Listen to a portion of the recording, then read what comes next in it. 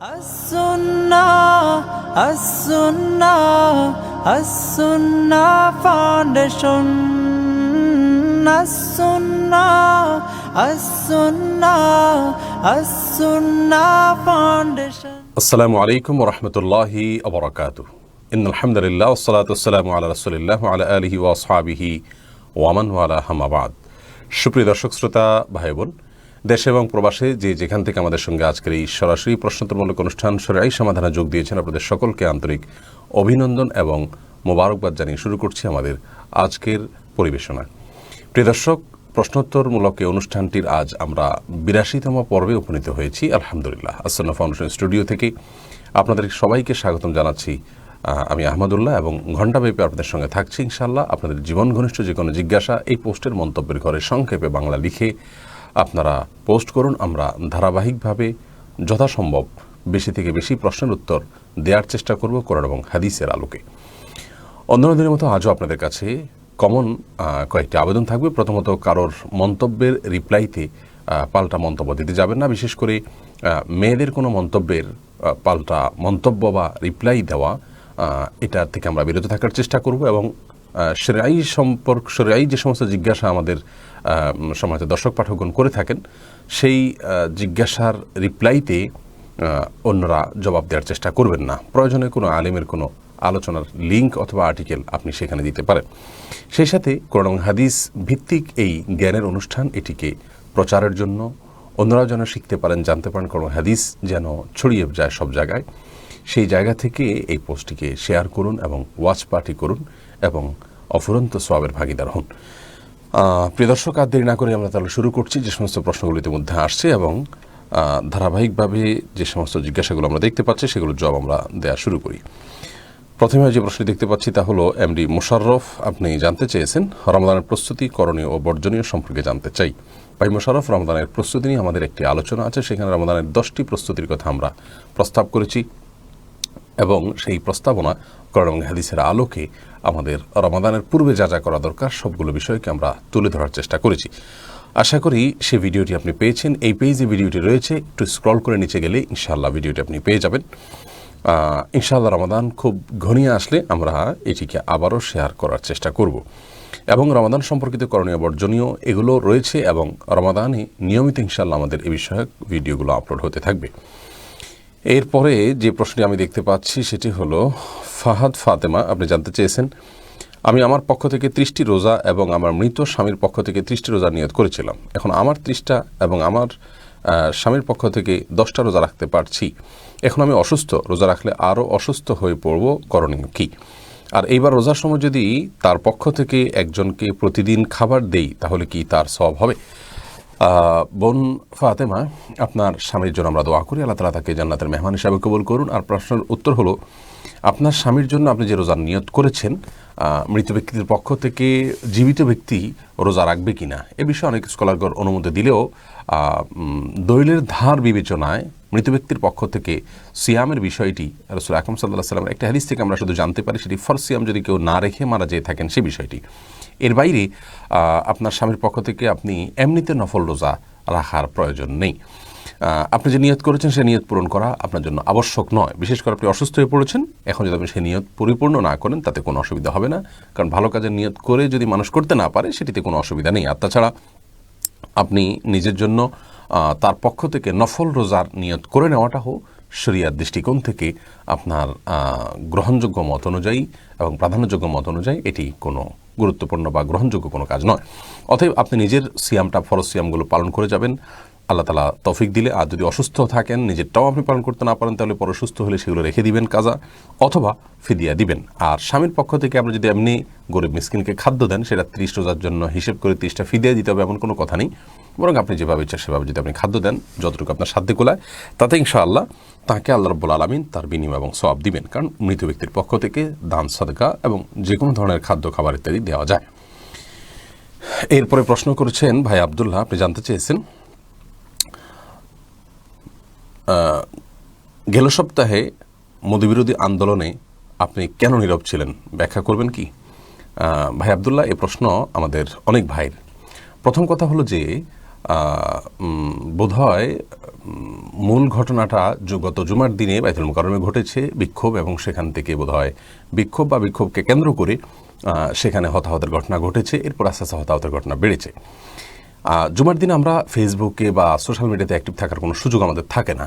আমি গতানুগতিক যে লাইভে এসে থাকি সেটি আমাদের অ্যাডমিনরা লাইভের পোস্ট করেছেন।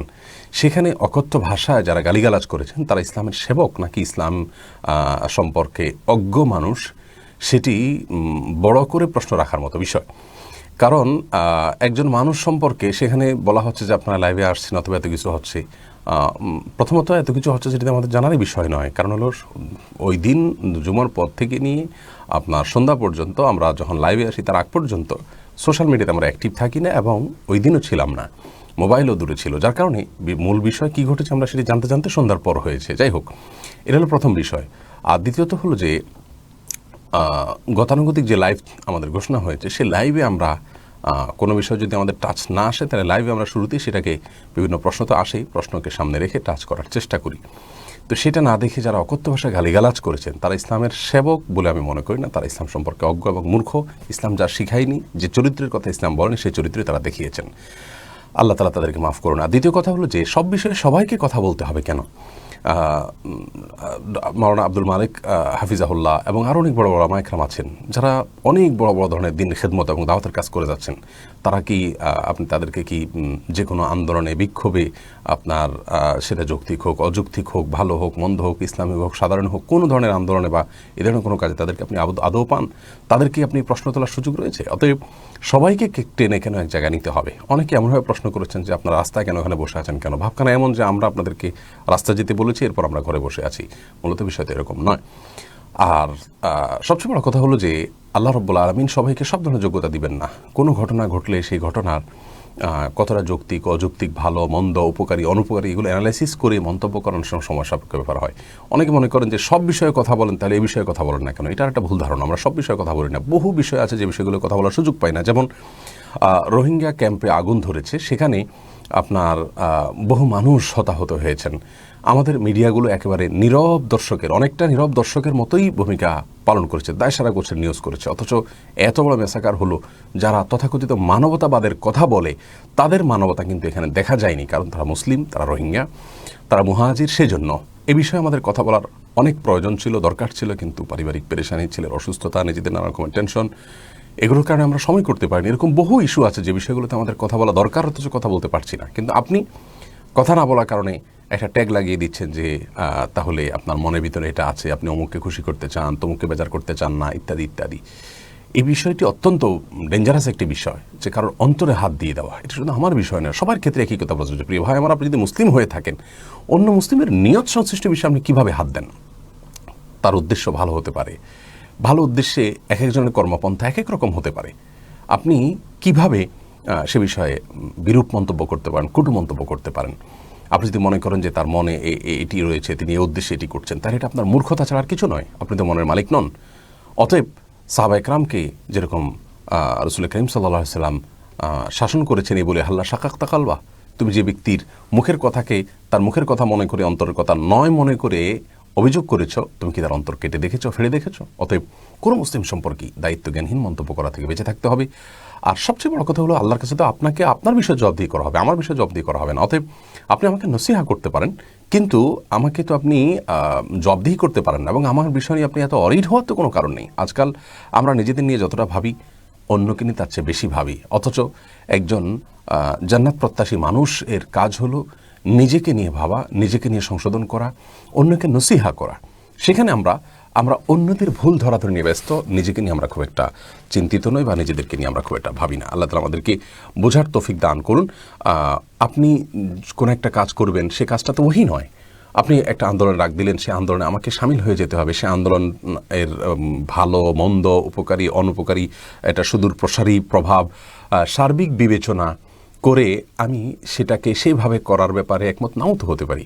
আপনি বলবেন একমত না হলে সেটাও বলেন না। সেটা বলার পরে বলা ছাড়া নীরবতার কারণে যে পরিমাণ বিশুদ্ধার এবং যে পরিমাণ আপনার চরিত্র হনন আমাদের কিছু ভাইয়েরা করে থাকেন, যদি আমরা সে বিষয়ে ওই সময় মন্তব্য করতে চাই, সেটা হজম করার মতো ক্ষমতা তাদের থাকবে না। অতএব যে কথা বলার পর মানুষ হজম করতে পারবে না সেই কথা বলার চাইতে চুপ থাকা ভালো।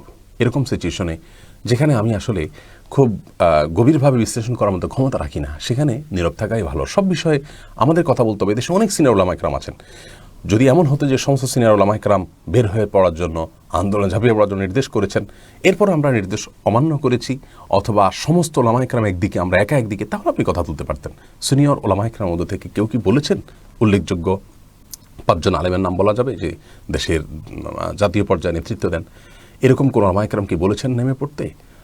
তাদের নির্দেশনা আমরা লঙ্ঘন করেছি বা ঐক্যবদ্ধভাবে কোনো চূড়ান্ত সিদ্ধান্ত হয়েছে, এরকম কিছু কি হয়েছে? হয়নি। তারপরেও এই বিষয়গুলো নিয়ে আপনার নিয়তের মধ্যে হাত দেওয়া এবং আপনার বাজে মন্তব্য করা, এগুলো আমাদের দ্বীনি বৈকল্য এবং দ্বীনি ব্যাপারে আমাদের উদাসীনতার প্রমাণ, এছাড়া আর কিছুই নয়। আল্লাহ তাআলা আমাদেরকে হেদায়েত দান করুন এবং নিজেকে নিয়ে ব্যস্ত থাকার তৌফিক দান করুন। অন্যকে অভিযোগ করার চাইতে পরামর্শ অবশ্যই দিতে হবে, নসিহা অবশ্যই করতে হবে। আল্লাহ তাআলা আমাদেরকে বোঝার তৌফিক দান করুন। জাযাকুমুল্লাহ খাইর। এরপরের প্রশ্নটি দেখতে চাই, এম আশরাফ আলী আপনি জানতে চেয়েছেন, যদি অ্যালোপ্যাথিক চিকিৎসায় ব্যয়বহুল হয় তবে হোমিওপ্যাথিক ওষুধে অ্যালকোহল থাকলে তা খাওয়া জায়েজ কিনা এবং খাওয়ার আগে বিসমিল্লাহ বলা যাবে কিনা? ভাই আশরাফ আলী, হোমিওপ্যাথিক ওষুধে অ্যালকোহল রয়েছে, এরপরেও সেটি গ্রহণ করা যাবে নানা কারণে। এক তো হলো অ্যালকোহল বাষ্প হয়ে চলে যায়, দ্বিতীয়ত হলো যে আপনার এইটা সম্পর্কে আমাদের দেশের উলামা ইকরাম সব চিন্তার, সব মতের উলামা ইকরামের বেশিরভাগই, বা আমি এই পর্যন্ত যতজন দেখেছি দক্ষ এবং বিদগ্ধ উলামা ইকরামের মধ্যে থেকে প্রায় সকলেই এটাকে জায়েজ বলেছেন, পুরো বিষয়কে অ্যানালাইসিস করে। অতএব আপনি যদি হোমিওপ্যাথিক ওষুধ নেন, অ্যালোপ্যাথিক ওষুধ থাকা সত্ত্বেও যদি নেন, তাতেও সেটি হারাম হবে না, বরং জায়েজ হবে, এবং বিসমিল্লাহ বলে আপনি অবশ্যই ওষুধ সেবন করতে পারবেন। এমডি জমির উদ্দিন আপনি জানতে চেয়েছেন, আমার প্রশ্ন হচ্ছে, সামনে রমাদান, একটা বছর পর একটা রমাদান আসে, আমরা অনেক কিছু জানি না মাসলা মাসাইল সম্পর্কে। প্রশ্ন, রোজার নিয়ত কি মুখে উচ্চারণ করা লাগবে কিনা, ইফতারের দোয়া কি পড়া লাগবে কিনা, তারাবির নামাজের দোয়া, শেষ প্রশ্ন তারাবির নামাজ 8 না 20 রাকাত পড়ব, অনেকগুলো প্রশ্ন আপনি করে ফেলেছেন ভাই জমির উদ্দিন। প্রথম কথা হলো যে এই পেজে যদি আপনি চোখ রাখেন, ইনশাআল্লাহ বিইذনিল্লাহ রমাদান সংশ্লিষ্ট সমস্ত প্রশ্ন উত্তরগুলো ধারাবাহিকভাবে আমরা দেওয়ার চেষ্টা করি, আপনি সেগুলো পাবেন ইনশাআল্লাহ, আশা করছি। আর নিয়ত মুখে করার বিষয়টি হলো যে নিয়ত মুখের বিষয় না, অন্তরে করলেই হবে। আর ইফতারের দোয়া হলো যাহাবাজ জমা আবতাল্লাতিল উরুক ওয়াসাবাতিল আজর, ইনশাআল্লাহ দোয়া না পড়তে পারলেও রোজা হয়ে যাবে, কোনো অসুবিধা নেই। আর তারাবি নামাজ বেশিরভাগ উলামা ইকরাম বা জমহুর উলামা ইকরামের মতে 20 রাকাত, 8 রাকাতের অনেক উলামা ইকরামের মতে, বিশেষ করে সৌদি আরবের স্কলাররা 8 রাকাত তারাবির কথা বলে থাকেন, এবং এর সপক্ষে তারা কোরআন হাদিস থেকে রাসূল আকরাম সাল্লাল্লাহু আলাইহি ওয়াসাল্লাম হাদিস থেকে তারা দলিল পেশ করে থাকেন। আপনার কাছে সেই দলিলটা বেশি শক্তিশালী মনে হয়, আপনি সে আমল করতে পারেন, কোনো অসুবিধা নেই। আশরাফ আলী জানতে চেয়েছেন, আপনার প্রশ্ন তো দিয়েছি। আমেনা খাতুন জানতে চেয়েছেন, হারাম উপার্জিত কারো বাসায় না খেলে বা উপহার গ্রহণ না করলে যদি আত্মীয়তার সম্পর্ক নষ্ট হয়, সেক্ষেত্রে করণীয় কি?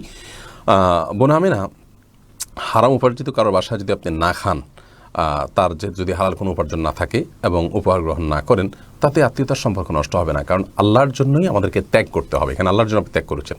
যদি তার শুধু হারাম উপার্জন থাকে, আর যদি হালাল হারাম দুই ধরনের উপার্জনের মিশ্রণ থাকে, তাহলে কিন্তু আপনি সেটি গ্রহণ করতে পারেন। যদি না গ্রহণ করা উত্তম, এরকম পরিস্থিতিতে আপনি গ্রহণ করে দরকার হলে কোনো গরিব হয় মানুষকে দিয়ে দিবেন। তারপরেও যথাসম্ভব সম্পর্কটা রক্ষা করার জন্য চেষ্টা থাকা উচিত। কিন্তু যদি আপনার কোনো ওয়ে না থাকে, যেমন তিনি পিওর হারাম জিনিস আপনাকে দিচ্ছেন, আপনি দেখতে পাচ্ছেন, তাহলে সেটাকে বিনয়ের সাথে বা বিভিন্ন কৌশলে অ্যাভয়েড করে যদি সম্পর্ক রাখতে পারেন, সেটা ভালো হয়।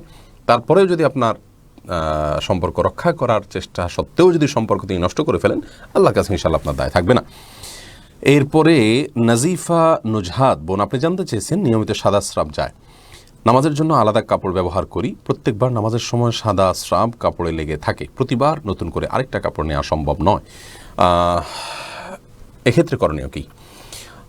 বোন নুজহাত, দেখুন, যদি নিয়মিত আপনার অপবিত্র কোনো কিছু শরীর থেকে বের হতে থাকে এবং প্রত্যেক ওয়াক্তের জন্য আপনি আলাদা আপনার ওযু করে সালাত আদায় করেন, তাতে আপনার সালাত হয়ে যাবে। কাপড়ের বিষয়টি হলো যে অনবরত যদি হতে থাকে এবং সালাত অবস্থায় হতে থাকে, তাহলে ইনশাআল্লাহ ওই কাপড় 5 ওয়াক্ত সালাতের জন্য 5টা কাপড় পরিবর্তন করা আপনার জন্য আবশ্যক নয়। যদি আপনার জন্য সেটি সাধ্যের বাইরের বিষয় হয়, তাহলে সেক্ষেত্রে একটা জিনিস আপনি করতে পারেন যে কাপড়ের যে অংশে লেগেছে সে অংশ বা আনুমানিক কিছু অংশকে শুধুমাত্র ওইটুকুকে ধুয়ে আপনি দিয়ে দিলেন, পরবর্তী সালাতের আগে সেটা শুকিয়ে গেল, তাহলেও সমস্যার সমাধান হতে পারে। এরপরে আফরিন সাদিয়া জানতে চেয়েছেন, ঘরের মধ্যেও কি শুধুমাত্র মেয়েরা মিলে হলুদের ছোট আয়োজন করতে পারবে?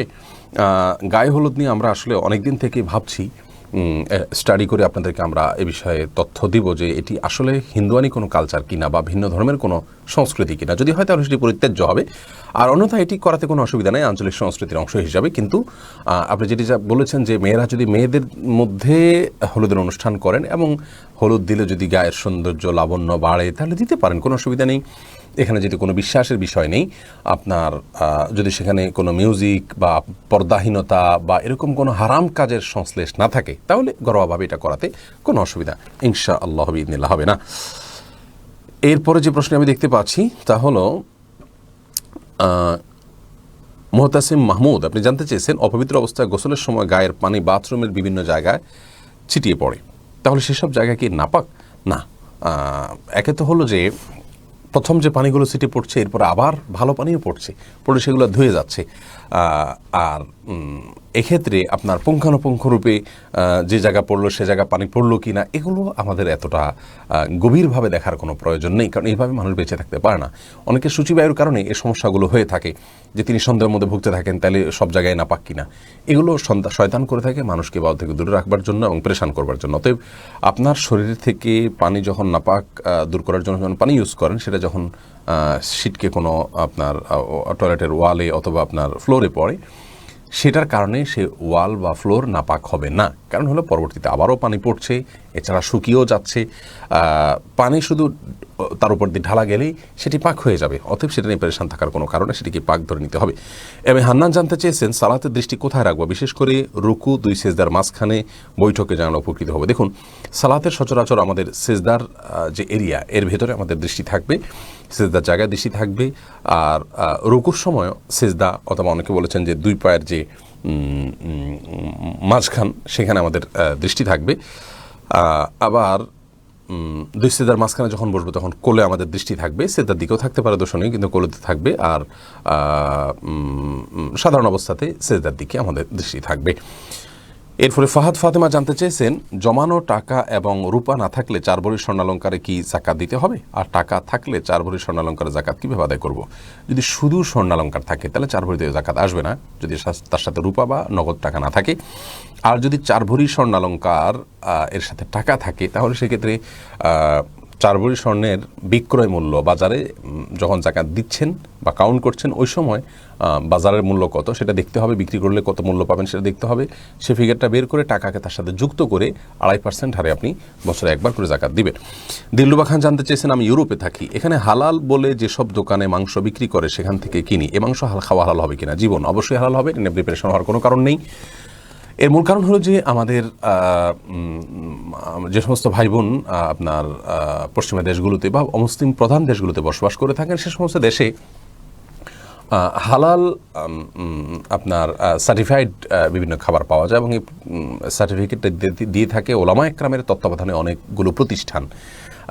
সেই প্রতিষ্ঠানগুলো যেহেতু যাচাই বাছাই করে সার্টিফিকেট দেয়, অতএব আপনি তাদের প্রতি আস্থা রাখতেই পারেন এবং রেখে আপনি এটা খেতে পারেন, কোনো অসুবিধা নেই। এখানে সন্দেহ সংশয় করার কোনো কারণ নেই যে অযথাই দিয়েছি কিনা। তাছাড়া আমি যতটুকু জানি যে সে সমস্ত দেশে যদি কোনো সার্টিফিকেট ইস্যু করা হয় সেটা আমাদের মতো অনুন্নত দেশের মতো আপনার ভুয়া সার্টিফিকেট দেওয়ার সুযোগ খুব একটা নেই, যা লেখা আছে সেটা যেন থাকে সে বিষয়ে তারা এনশিওর করে থাকে। অতএব এ নিয়ে পেরেশান থাকার অথবা সন্দেহ করে সেটাকে পরিহার করার কোনো প্রয়োজন নাই যদি হালাল সেখানে লেখা থাকে এবং বিশেষ করে আপনি এমন কোনো দেশে থাকেন যেখানে এই হালাল সার্টিফাইড আপনার এই সার্টিফিকেট দিয়ে থাকে ওলামা ইকরামের তত্ত্বাবধানের বিভিন্ন সংস্থাগুলো, তাহলে সেগুলোর উপর আপনি আস্থা রাখতে কোনো অসুবিধা নেই। রবি চৌধুরী আপনি জানতে চেয়েছেন মোবাইল ফোন এবং রিংটোন হিসাবে বিভিন্ন ধরনের বাদ্যযন্ত্রের আওয়াজ বাজে, এটা কি ইসলাম কিভাবে দেখে? দেখুন, বাদ্যযন্ত্রের আওয়াজ শোনা এবং বাদ্যযন্ত্রের আওয়াজ করা সৃষ্টি করা এগুলো হারাম। রাসূল আকরাম সাল্লাল্লাহু আলাইহি সাল্লাম একটি হাদিসে বর্ণিত হয়েছে যেটি বুখারীতে আসছে, তিনি বলেছেন কিয়ামতের আগে 4টি হারাম জিনিসকে মানুষ হালাল মনে করবে। সেই 4টি হারাম জিনিসের মধ্যে থেকে একটা হলো স্বর্ণ, একটা হলো আপনার রেশম, আর একটা হলো বাদ্যযন্ত্র, আর একটা সম্ভবত মদ। তো এই যে বাদ্যযন্ত্র এটিকে নবী সাল্লাল্লাহু আলাইহি ওয়াসাল্লাম হাদিসে বলেছেন যেটি হারাম, কিন্তু মানুষ এটাকে হালাল মনে করবে। আজকাল মোবাইলে রিংটোন হিসাবে আমরা সেট করছি এমন রিংটোন যেখানে আপনার বাদ্যযন্ত্রের মিউজিকের ব্যবহার আছে এবং রীতিমতো মিউজিকের সাউন্ড শোনা যায়, এটাকে আমরা অনেকে হারাম মনেও করছি না। তো কিয়ামত নিকটবর্তী হয়েছে এবং রাসূলুল্লাহ আকরাম সাল্লাল্লাহু আলাইহি ওয়াসাল্লামের সেই ভবিষ্যৎবাণী বাস্তবায়িত হয়েছে, এখান থেকে বোঝা যায়। বিধায় রিংটোন হিসাবে আপনি এমন কোনো শব্দ সেট করবেন যে শব্দটা ন্যাচারাল কোনো শব্দ, অথবা আপনার কোনো ভালো গানের কলি যেটাতে কোনো মিউজিকের মিশ্রণ নাই, কথাগুলো ভালো, এরকম কোনো কিছু সেট করতে পারেন। অথবা কোনো এসএফএস জাতীয় কোনো সাউন্ড আপনি ইউজ করতে পারেন আপনার রিংটোন হিসাবে, কিন্তু কোনো গান, কোনো মিউজিক্যাল ইনস্ট্রুমেন্ট ইউজ হয়েছে এমন কোনো কিছু আপনি মোবাইলে রিংটোন হিসাবে ইউজ করতে পারেন না। যদি করেন তাহলে সেক্ষেত্রে হারাম শোনার গানের যে গুনাহ এবং বাদ্যযন্ত্রের যে গুনাহ, সেই গুনার দায়ভার নিজেও বহন করবেন। অন্যরা শুনতে বাধ্য হচ্ছেন, আপনি তাদেরকে শোনাচ্ছেন, সেটিও আপনাকে দায়ভার নিতে হবে। এরপরে এমপি মনসুর আলী জানতে চেয়েছেন কেমন মেয়ে বিবাহ করা উচিত। ভাই মনসুর, মেয়ে হোক ছেলে হোক, সর্বক্ষেত্রে নবী সাল্লাল্লাহু আলাইহি ওয়াসাল্লামের পরামর্শ ফাসফার বিজাতের দিন, তোমরা দিনদার পাত্র এবং পাত্রী বিয়ের করার ক্ষেত্রে অগ্রাধিকার দিবে। বিশেষ করে মেয়েদের ক্ষেত্রেও নবী সাল্লাল্লাহু আলাইহি ওয়াসাল্লাম এটি আলাদা করেই বলেছেন যে মেয়েদেরকে বিয়ে করা হয় তাদের সম্পদ দেখে, বংশমর্যাদা দেখে, রূপলাবণ্য দেখে, তাদের সৌন্দর্য দেখে, কিন্তু তুমি বিবাহ করবে তার দিনদারিতা, তার তাকওয়া, আল্লাহ ভীতি, এগুলো দেখে। কারণ এটি হলো মূল উপভোগ্য এবং এটি হলো একজন মানুষের সবচেয়ে গুরুত্বপূর্ণ দিক এবং মূল্যবান অ্যাসেট, যার কারণে অন্য যেসব বিষয়গুলো আছে সেগুলো সবগুলো ক্ষণস্থায়ী এবং সেগুলোর পরেও মানুষের অতৃপ্তি থাকতে পারে, কিন্তু দিনদারিতা যদি প্রকৃত অর্থেই থাকে, আল্লাহর প্রতি ভয় তাকওয়া যদি থাকে, তাহলে সেটি একটি পরিবারকে চরম সুখ এনে দিতে পারে। সেজন্য সব কিছুর উপরে দিনদারিকে প্রাধান্য দেওয়া উচিত। আমরা আজকাল চাই যে দিনদারি তো লাগবেই, সাথে একটু দুনিয়াটাও লাগবে। এই ভেজালের ভেতরে পড়তে গিয়ে আমরা কিন্তু বিপদের মুখে পড়ে যাই। জন্য দিনদারিতাকে সব কিছুর উপরে অগ্রাধিকার দেওয়া উচিত। যে দিনদারিতা কতটুকু আছে, আপনার অল্প তুষ্টি আছে কিনা, শুকর আদায় করার মানসিকতা আছে কিনা, আল্লাহর প্রতি সন্তুষ্ট কিনা, আল্লাহর ভয় আছে কিনা, বাস এই বিষয়গুলো আল্লাহর আনুগত্য যদি থাকে, ইনশাআল্লাহ বিদিনা সেরকম মেয়েকেই বিয়ের ক্ষেত্রে অগ্রাধিকার দেওয়া উচিত। ভোরের আলো আইডি থেকে আপনি জানতে চেয়েছেন সহবাস করার পর ফরজ গোসল না করে মৃত্যুবরণ করলে তার পরিণতি কি। সহবাস করার পর যদি ফরজ গোসল করার সুযোগ না হয়, তার আগেই আল্লাহ তাআলা তার মত দিয়ে দেন, তাহলে এতে তিনি গুনাহগার হবেন না। আমরা অনেকে মনে করি যে না, ফরজ গোসল করার পর যদি মৃত্যু হয়ে যায়, আল্লাহ না করুন, তাহলে সেক্ষেত্রে বোধ হয় বড় কোনো পাপ নিয়ে সে দুনিয়া থেকে গেছে। মূলত বিষয়টি এরকম নয়, কারণ হলো এটি সম্পূর্ণ তার এখতিয়ার বহির্ভূত বিষয়। মৃত্যু তো কারোর হাতে নয়, কেউ জানেন না। হ্যাঁ, তিনি যদি গোসলটাকে অবহেলা করতে করতে এত বেশি লেট করলেন যে এক ওয়াক্ত ফরজ সালাতের ওয়াক্ত শেষ হয়ে যাচ্ছে তবুও গোসল করলেন না, এর মধ্যে মৃত্যু এসে গেল, তাহলে তো সেক্ষেত্রে তিনি সালাতের প্রতি অবহেলা করেছেন, সেই জন্য দায়ী থাকবেন, কিন্তু এর কারণে তিনি কাফের বা বেঈমান হয়ে গেছেন এমন কোনো কিছু কিন্তু না। শামীম ইসলাম জানতে চেয়েছেন কোরআনের প্রতি হরফে 10 নেকি। আমরা জানি আরবি কোনো দোয়া পড়লে একই নেকি হবে না। ভাই শামীম, আরবি কোনো দোয়া পড়লেও আপনাকে প্রতি হরফে 10 নেকি দেওয়া হবে না। প্রতি হরফে 10 নেকি হবে শুধুমাত্র কোরআনে কারীমের কোনো কিছু যদি আপনি পাঠ করেন একেবারে শুরু থেকে শেষ পর্যন্ত, সেক্ষেত্রে আপনাকে 10 নেকি দেওয়া হবে। কারণ নবী সাল্লাল্লাহু আলাইহি ওয়াসাল্লাম বলেছেন, মান ক্বারা হারফান মিন কিতাবিল্লাহি ফালাহু বিহা 10 হাসানাত আও কামা ক্বালা আলাইহিস সালাতু ওয়াস সালাম। অর্থাৎ যদি কেউ কোরআনে কারীমের একটি অক্ষর, একটি বর্ণ পাঠ করেন, তাহলে সেক্ষেত্রে তিনি 10টি নেকি পাবেন।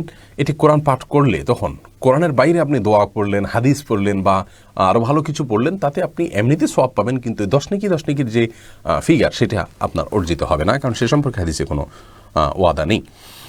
জান্নাতুল ফেরদাউসী বোন, আপনি জানতে চেয়েছেন আমার 3 ভরি স্বর্ণ আছে, ব্যাংকে 1 লক্ষ টাকা ঋণ আছে, আমাকে কি যাকাত দিতে হবে? জি, আপনার যদি 3 ভরি স্বর্ণ থাকে এবং 1 লক্ষ টাকা থাকে, তাহলে দুইটাকে আপনাকে যোগ করতে হবে। স্বর্ণ যেটা আছে সেটার বাজার মূল্য ধরতে হবে, যে এটা এখন বিক্রি করতে গেলে, এই যখন যাকাতের কাউন্ট করছি তখন বিক্রি করতে গেলে দাম কত পাবো, সেই দামটা বের করে এনে তার সাথে 1 লক্ষ টাকা যুক্ত করে টোটাল যে ফিগার বের হয়, সেখান থেকে শতকরা 2.5% করে প্রতি বছর 1,50,000 করে যাকাত আপনাকে দিয়ে যেতে হবে। মিজানুর রহমান, আপনি জানতে চেয়েছেন আমি বেশ কিছু টাকা আমার শ্বশুরের নিকট পাবো, যার মেয়াদ 1 বছরের বেশি হয়ে গেছে, এখন উনি দিতে পারছেন না, নগদ ওনার হাতে নেই, কিন্তু ওনার সম্পদ আছে এবং বিক্রি করতে পারলে ফেরত দিবে, এখন এই টাকার জাকাত আমাকে দিতে হবে কিনা? ভাই মিজানুর রহমান, ঋণের টাকা জাকাত দিতে হবে কিনা এ বিষয়ে বিশুদ্ধ মত হলো যে হ্যাঁ, ঋণের টাকা জাকাত দিতে হবে। আপনি টাকাটার মালিক, মূলত তাকে আপনি ঋণ দিয়েছেন, অতএব জাকাতটা আপনাকে দিতে হবে এবং প্রতি বছর আপনাকে জাকাত দিয়ে যেতে হবে। যদিও এক্ষেত্রে সৌদি আরবের স্কলার শেখ মোহাম্মদ সালেহ আল হুসাইমিন রাহিমাহুল্লাহ তিনি তার এক ফতোয়াতে বলেছেন যে আপনি যদি কাউকে ঋণ দিয়ে থাকেন, বহু বছর পরে তিনি টাকাটা ফেরত দেন, তাহলে সেক্ষেত্রে শেষের বছরের জাকাত আপনি দিবেন, আর বাকি বছরের জাকাত আপনাকে দিতে হবে না। আর যিনি ঋণ নিয়েছেন তার তো জাকাত দেওয়ার প্রশ্নই ওঠে না, কারণ তিনি টাকার মালিক নন। এটা সবাই একমতের বিষয় যে জাকাত দিবেন যিনি ঋণ দিয়েছেন, যিনি ঋণ নিয়েছেন তাকে জাকাত কোনো অবস্থাতেই দিতে হবে না।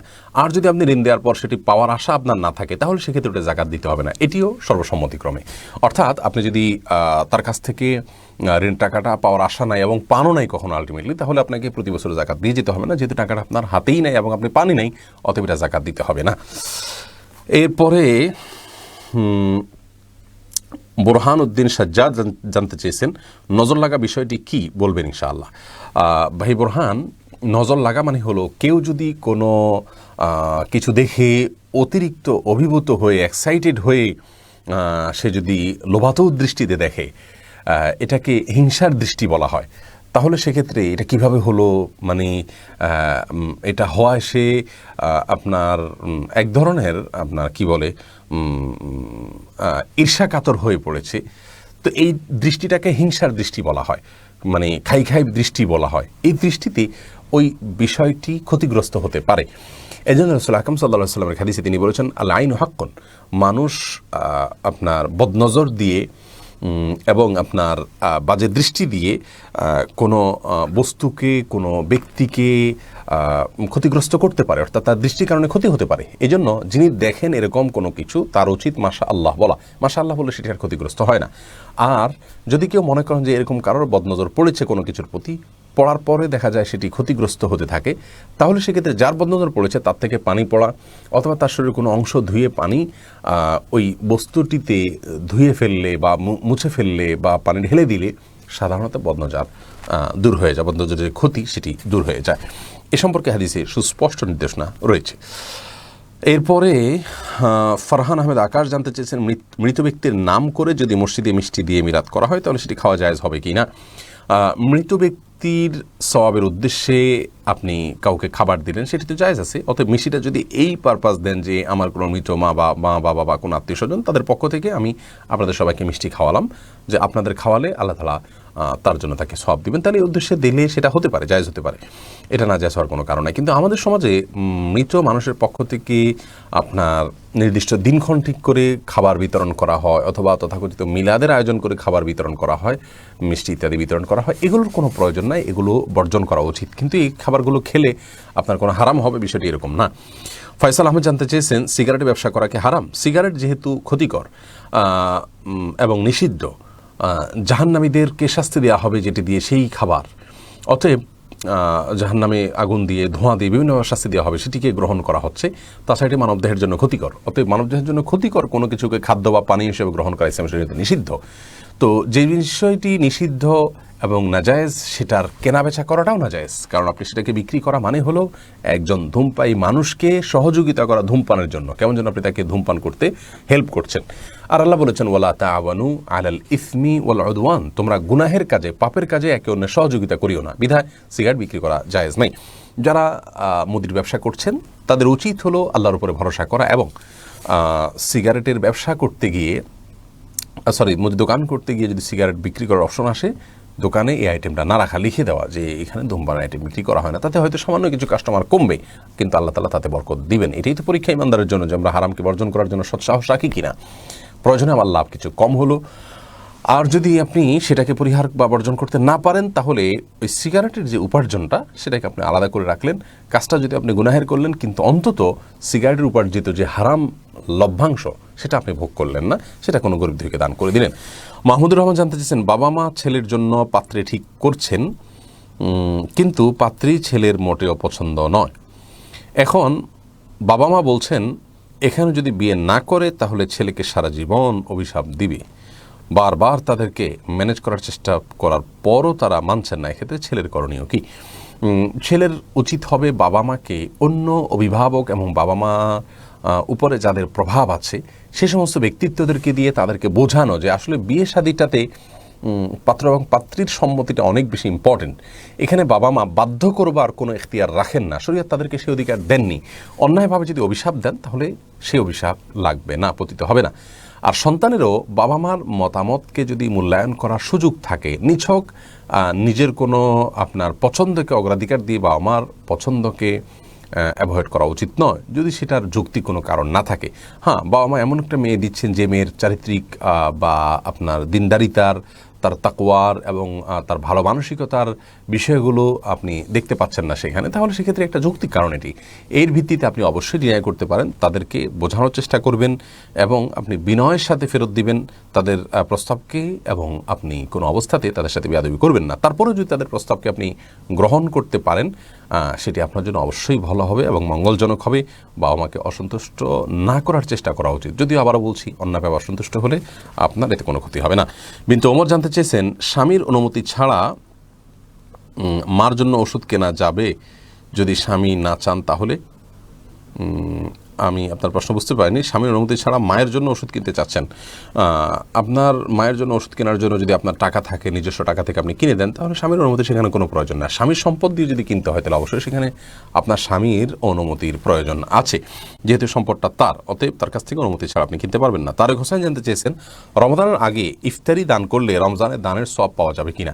দেখুন, রমাদান মাসে দান, এটার জন্য পার্টিকুলার কোনো সওয়াবের কথা হাদিসে আসে নাই যে রমাদান মাসে দান করলে সেটা এত গুণ বাড়িয়ে দেওয়া হবে। একটা হাদিস আছে, এটি দাইফ। কিন্তু আপনার ইফতার, রমাদান মাসের ইফতারটা রমাদানের আগে যদি আপনি দিয়ে দেন, যেহেতু ইফতারটা ভোগ করবে মানুষ রমাদান মাসে, তাহলে রোজাদারকে ইফতার করানোর যে সওয়াব, সে সওয়াব আপনি পাবেন ইনশাআল্লাহ, রমাদান আগে দিলেও পাবেন। বরং অনেক ক্ষেত্রে রমজান আগে দেওয়া উত্তম, যাতে করে রমজান মাসে তিনি নির্বিঘ্নে ইফতার করতে পারেন। সাহাবা ইকরাম অনেকে শাবান মাসে দান সদকা করতেন এবং গরিবদেরকে খাবার দিতেন, যাতে তারা আপনার নিশ্চিন্তে রমজান মাসে আল্লাহর ইবাদতবন্দি করতে পারেন। অতএব এটি মৌলিকভাবে প্রশংসনীয়, কোনো অসুবিধা নেই। আপনি রোজাদারকে ইফতার করানোর কারণে যে এক্সট্রা একটা রোজার সওয়াব পাবেন প্রতি রোজার জন্য, সেটি আপনি অবশ্যই লাভ করবেন যদি রমজান আগে দেওয়া হয়। সারা বিনতে আজম আপনি জানতে চেয়েছেন, জাকাতের টাকা দিয়ে কি গরিবদের ইফতার করানো যাবে? কারো চিকিৎসার ক্ষেত্রে দেওয়া যাবে? শেষেরটা আগে বলি, চিকিৎসার ক্ষেত্রে দেওয়া যাবে, কোনো অসুবিধা নেই। একজন অভাবী মানুষ, তিনি কোনো ব্যাধিতে ভুগছেন, তার চিকিৎসা করবার মতো কোনো সামর্থ্য নেই, আপনি যদি তাকে জাকাতের অর্থ থেকে চিকিৎসার ব্যবস্থা করে দেন, অবশ্যই এটি জায়েজ আছে। আর ইফতার করানোর যে বিষয়টি রয়েছে, একজন গরিব এবং অভাবী মানুষকে জাকাত যদি, অর্থাৎ সম্পদের জাকাত যদি দেন, তাহলে সেক্ষেত্রে নগদ টাকা, স্বর্ণরূপ অথবা ব্যবসার সম্পদের জাকাত আপনি তাকে এমনভাবে দেওয়া উচিত যেটি তার জন্য দরিদ্র বিমোচনের কারণ হবে। নগদ টাকা বা ক্যাশ টাকা দিলে সবচেয়ে উত্তম আজকাল, কারণ আজকাল এটা দিয়ে তার প্রয়োজন সে সবচেয়ে ভালোভাবে পূরণ করে নিতে পারে। কিন্তু আপনি যদি তাকে কোনো খাদ্য কিনে দেন, ইফতার কিনে দেন, তার যদি ইফতারের প্রয়োজন থাকে, অভাব থাকে এবং টাকা দিয়ে তিনি নষ্ট করে ফেলবেন বা সঠিক কাজে নাও ব্যয় করতে পারেন, সেই জায়গাতে আপনি করতে পারেন। কিন্তু ইফতার কিনে দিলে রোজাদারকে ইফতার করানোর সওয়াব পাবেন, সেই আশায় জাকাতের টাকা দিয়ে ইফতার করে দিলে সেটা হবে না। জাকাতের টাকাটা এটা আপনাকে দিতেই হবে, আর রোজাদারকে ইফতার করানোটা নফল কাজ। অতএব সবচেয়ে উত্তম হয় তাকে ক্যাশ টাকা দিয়ে দিবেন, আর ইফতারের জন্য দিতে চাইলে আলাদা করে ইফতারের জন্য খাবার কিনে দিবেন বা টাকা দিবেন, সেটি ভিন্ন বিষয়। এরপরে আফরিন সুলতানা জান্নাত আপনি জানতে চেয়েছেন, শাবান মাসের শেষের দিকে সোম বৃহস্পতিবার নফল রোজা রাখা যাবে কিনা? শাবান মাসের শেষের দিকে রোজা রাখা অনুচিত, বিশেষ করে একদম শেষের দিনটা ইয়াউমুশ শক বলা হয়, 29 শাবান, সেদিন রোজা রাখা স্পষ্টভাবে নিষিদ্ধ। নবী সাল্লাল্লাহু আলাইহি ওয়াসাল্লাম নিষেধ করেছেন, নাহান সিয়াম ইয়াউমিশ শক, শেষের দিন, শাবানের শেষের দিন রোজা রাখতে নিষেধ করেছেন। আর শাবানের শেষের দিনগুলোতে অনেক ওলামা ইকরাম বলেছেন শেষের 10 দিন, অনেক বলেছেন শেষের 15 দিন। তবে 15 দিনের চাইতে শেষের 10 দিন বা একেবারে শেষের যে দিনগুলো, এগুলোতে রোজা না রাখাই উত্তম, সেটা সোম বৃহস্পতিবার হলেও। বিশেষ করে আপনার শেষের দিনগুলোতে রোজা রাখার ফলে রমজানের সাথে তার কোনো পার্থক্য হয় না। অবশ্য অনেক ওলামা ইকরাম সোম বৃহস্পতিবার সিয়াম, এটি যেহেতু একটা সাপ্তাহিক সিয়াম, অতএব নিষিদ্ধ বা হারাম না হলে যে কোনো সময় রাখা যেতে পারে, সেই দৃষ্টিকোণ থেকে রমজানে শাবানের শেষে এমনি নফল রোজা রাখতে নিষেধ করেছেন, কিন্তু সোম বৃহস্পতিবারটাকে অনুমোদন দিয়েছেন যে আপনি যদি সবসময় সোম বৃহস্পতিবার রেখে থাকেন, সেই হিসাবে এখানেও রাখতে পারেন। তবে শাবান মাসে যে নফল রোজা বেশি বেশি রাখা উত্তম, সেই জায়গা থেকে শেষের দিকে না রাখাই হলো উত্তম এবং উচিত। সুমাইয়া আখতার জানতে চেয়েছেন, আমার এক ভাবি অজু করে কি দিচ্ছেন, আমি এটা দেখতে পারি, সেনা দেয়, এটা কি জায়েজ আছে কিনা? অজু করে স্নো, সম্ভবত যদি স্নো হয়ে থাকে তাহলে সেক্ষেত্রে আমরা বলবো যে হ্যাঁ, স্নো ব্যবহার করতে কোনো অসুবিধা নেই, অজু করার পরে স্নো ব্যবহার করা যাবে। এরপরে এস.এ. আলামিন জানতে চেয়েছেন, স্বামী আর স্ত্রী যে বিছানায় ঘুমায়, সে বিছানা বসে কি নামাজ পড়া যাবে? সে বিছানার পরে নামাজ পড়া যাবে না, কথাটা কতটা সঠিক? দেখুন, স্বামী স্ত্রী যে বিছানায় ঘুমান, সে বিছানা যদি কোনো নাপাক নির্দিষ্ট কোনো জায়গায় লেগে থাকে তাহলে অন্য পাশ দিয়ে নামাজ পড়া যাবে। আপনি যদি জানেন যে এই জায়গায় নাপাক লেগেছে। আর যদি কোনো জায়গায় নাপাক লেগেছে বলে আপনার জানা নেই, নিছক সন্দেহের কারণে সে বিছানায় নামাজ পড়া যাবে না এমন কোনো কথা নেই। যদি সেখানে নাপাক কোথাও লেগেছে বলে আপনার জানা নেই, অথবা অর্থাৎ লেগে থাকতে পারে এরকম সন্দেহ না হয়, আপনার সাবধান থাকেন, তাহলে সেক্ষেত্রে আপনি যে কোনো জায়গায় নামাজ পড়তে পারেন। বিছানায় হলেই যে স্বামী স্ত্রীর বিছানা থাকলেই সেখানে নামাজ পড়া যাবে না, এ কথা সঠিক নয়। বিষয়টা নির্ভর করে নাপাক আছে কি না সেটার উপরে। নাপাক আছে জানলে সেখানে নামাজ পড়বেন না, বা নাপাক আছে এটার প্রবল ধারণা থাকলে নির্দিষ্ট জায়গায় সেটাও নামাজ পড়বেন না। আর যদি বলেন যে নাপাক অনেক জায়গায় লেগেছে, কোন কোন জায়গায় লেগেছে জানি না, এরকম সন্দেহ হলে সেক্ষেত্রেও নামাজ পড়বেন না। আর যদি নির্দিষ্ট এক জায়গায় নাপাক লেগেছে বা তার আশেপাশে একটা এরিয়াতে নাপাক লেগেছে বলে মনে হয়, তাহলে অন্য পাশ দিয়ে আপনি নামাজ পড়তে পারেন, কোনো অসুবিধা নেই। আবদুল্লাহ আল শাবি ভুঁইয়া, আপনি জানতে চেয়েছেন কারো উপার্জন হারাম হলে তাদের সাথে ভাগে কোরবানি দেওয়া যাবে কি না। ভাই আবদুল্লাহ, এ বিষয়ে দুটি মত আমরা দেখি। আরবিয়ান স্কলারগণ বলে থাকেন যে এটি জায়েজ হবে, কোনো অসুবিধা নেই, কারণ আল্লাহ তাআলা বলেছেন যে ওয়া আল্লাহ তাজিরু ওয়াজরাতুন বিজরা উখরা, কেউ কারোর পাপের বোঝা বহন করবে না। আপনি আপনার টাকা দিয়ে কোরবানি করছেন, তিনি তার সম্পদ দিয়ে কোরবানি করছেন, তার উপার্জন হারাম হলে তার দায়ভার আপনার উপর আসবে না, আপনার কোরবানি হালাল হয়ে যাবে।